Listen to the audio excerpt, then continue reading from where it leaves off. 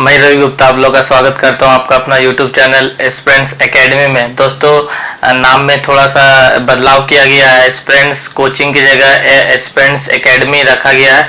जैसे कि आप लोग देख सकते हैं एस्पिरेंट्स एकेडमी, खैर नाम में से कोई फर्क नहीं पड़ता है। तो आज का टॉपिक है जो आज बहुत इंटरेस्टिंग होने वाला है। आज का टॉपिक है डेमोक्रेसी, जिसको हिंदी में लोकतंत्र बोलते हैं। तो आज हम लोग लोकतंत्र के बारे में पढ़ेंगे। लोकतंत्र होता क्या है इसके बारे में आज जानेंगे, तो वीडियो के अंत तक बने रहें। स्टार्ट करते हैं आज का वीडियो। सबसे पहले देखते हैं डेमोक्रेसी होता क्या है। डेमोक्रेसी होता क्या यानी लोकतंत्र। लोकतंत्र लोकतंत्र होता क्या?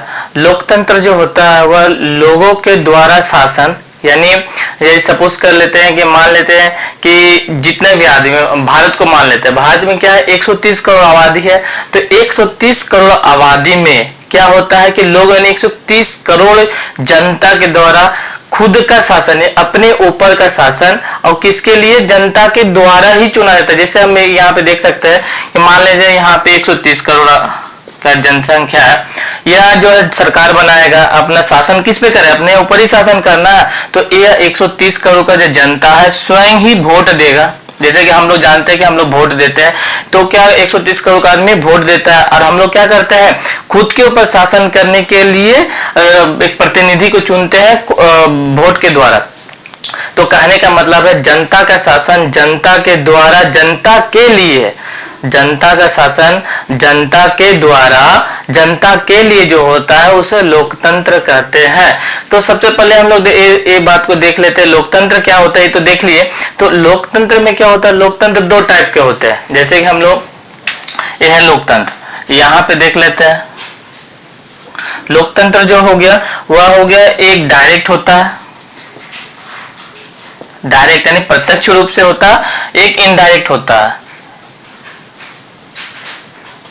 इनडायरेक्ट, अप्रत्यक्ष रूप से होता, अप्रत्यक्ष रूप से।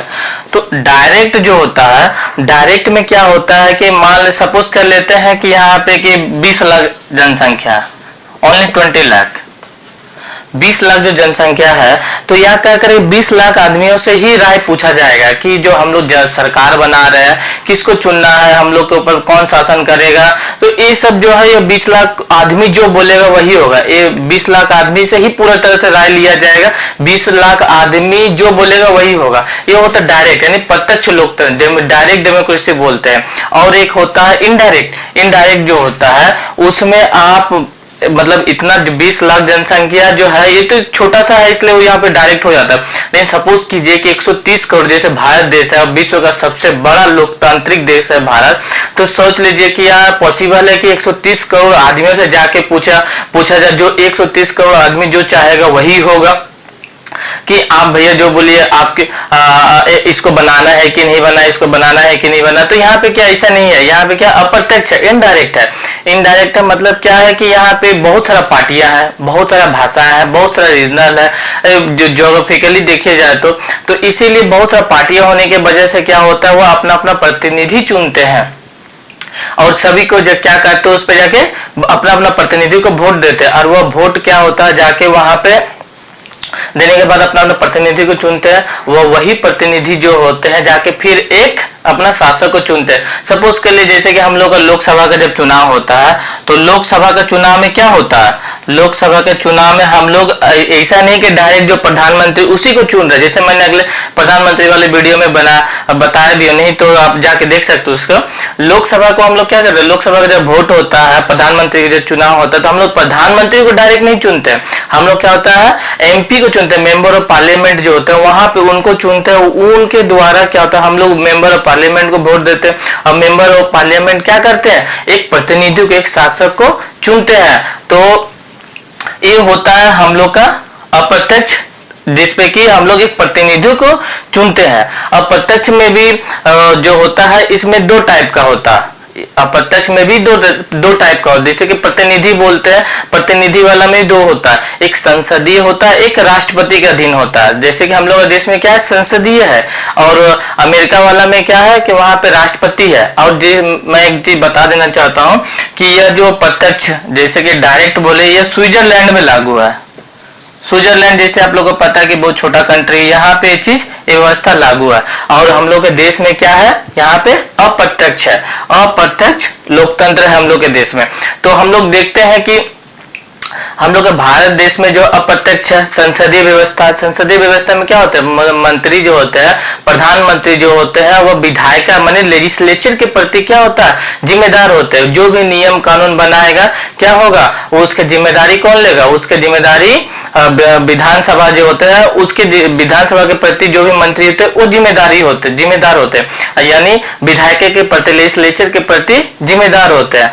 तो और राष्ट्रपति शासन में क्या होता है, जो भी होगा वह राष्ट्रपति के जिम्मेदारी पे होगा। और हम लोग देख लेते हैं कि प्रतिनिधि में जो होता है, प्रतिनिधि मंडल में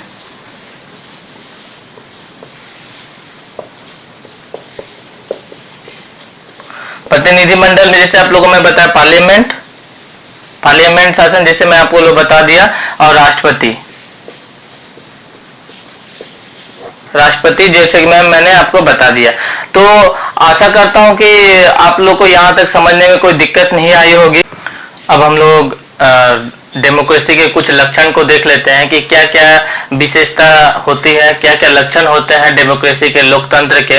तो डेमोक्रेसी के सबसे पहला लक्षण होता है कि वहाँ कानून की सर्वोच्चता होगी। ऐसा नहीं है कि वहां पे कोई शासक होगा, शासक आके पूरा देश पे राज कर, हमने जो बोलेगा वही होगा, ऐसा नहीं है। वहां पे नियम यानी कानून जो है, संविधान की सर्वोच्चता होगी, यानी कानून की सर्वोच्चता होगी। और क्या होगी, वहां पे जो है न्यायपालिका यानी जुडिशियरी जो है, वहां पे क्या होगा, वह स्वतंत्र होगा, वहां पे किसी भी तरह का उस पर कोई दबाव नहीं होगा। ये सबसे पहले है। और दूसरा क्या है, वहां पे जो बेशक माने जो हम लोग 18+ के जो हो जाते हैं, तब क्या करते हैं, डायरेक्ट हम लोग वोट जाके देते हैं, बेशक मताधिकार नहीं, बेशक हम लोग 18+ होने के बाद जो है अपना जो प्रतिनिधि है उनको चुनने का अधिकार होता है। यह क्या है, लोकतंत्र का एक लक्षण है। और क्या है कि अभाव माने भेदभाव का अभाव, यानी किसी भी तरह के पार्शियलिटी नहीं होगा। जो पार्शियलिटी वाली बात है वह एकदम नहीं होगा, जिससे कि लोकतंत्र व्यवस्था जो अच्छी तरह से सुव्यवस्थित तरीके से चले। और क्या है कि भारत का जो लोकतंत्र है, भारत का लोकतांत्रिक व्यवस्था जो है, इसमें सिर्फ राजनीतिक ही नहीं, इसमें आर्थिक, सामाजिक, लोकतांत्रिक व्यवस्था को भी शामिल किया गया है। तो हम लोग देख लेते हैं कि भारत का जो, जैसे मैंने अभी बताया, भारत का जो लोकतांत्रिक देश, भारत एक बहुत ही बेहद लोकतांत्रिक देश है, वर्ल्ड का सबसे बड़ा लोकतांत्रिक देश भारत है। यदि वीडियो अच्छा लगा हो तो लाइक और शेयर जरूर कीजिएगा। आज का वीडियो यहीं पे समाप्त करते हैं। Thank you.